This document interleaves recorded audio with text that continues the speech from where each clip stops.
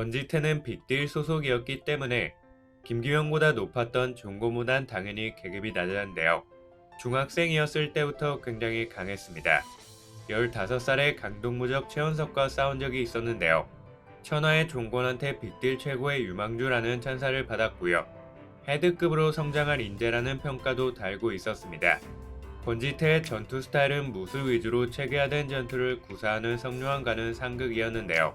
종곤은 권지태가 노빠꾸 스타일을 조금만 바꾼다면 얼마나 강해질지 상상하기도 힘들겠다며 극찬할 정도였습니다. 결국 권지태는 최원석과의 대결에서 승리를 거뒀는데요. 최원석이 마지막에 박세림을 생각해서 힘을 뺐기 때문에 완전히 승리를 거뒀다고 보긴 어려웠습니다. 물론 전력을 다했어도 권지태가 질 것 같진 않았지만요. 참고로 이 시절의 권지태는 성룡한과 비교해도 포스가 밀리지 않았고요. 성룡한이 치사하게 고양이를 사용해 권지태를 공격하면서 둘의 대결은 무승부로 끝났습니다. 이후 권지태는 빅딜로 돌아갔는데요. 김기명과 비교해도 밀리지 않는 포스를 보여줬고요. 김기명도 권지태의 진가를 인정하며 종건처럼 높게 평가했습니다. 권지태는 결국 빅딜 세력 일부와 함께 빅딜의 넘버2였던 노안을 꺾었고요. 신분상 김기영보다 나아서 김기영의 길을 여는 역할을 담당했지만 강함만 놓고 봤을 땐 충분히 헤드급 인재라고 볼 수 있었습니다. 종곤의 인정을 받은 데다가 성룡한테도 전혀 밀리지 않았으니까요. 고등학생이 된 권지태는 소년 교도소에서 처음 등장했는데요. 이때도 김기명을 깍듯이 대하는 모습을 보여주면서 충성심은 여전하다고 볼 수 있었고요. 장진혁과 박기망이 권지태를 무시하면서 말하니까 둘을 한꺼번에 들어서 발랐습니다. 참고로 장진혁은 가뚝의 넘버2였고요. 박희망은 가뚝의 간부 중 한 명이었습니다.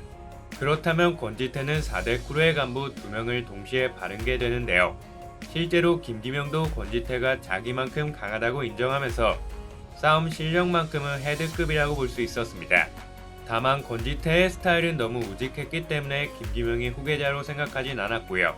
이게 빅딜에서 권지태가 더 성장하지 못하는 가장 큰 이유입니다. 이후 권지태는 장진혁이 왕호춘과 성룡한을 찾아갔을 때 오랜만에 등장했는데요. 성룡한이 자신을 배신한 장진혁을 보고 열받아서 공격하려고 했을 때 권지태가 성룡한을 가볍게 막았고요.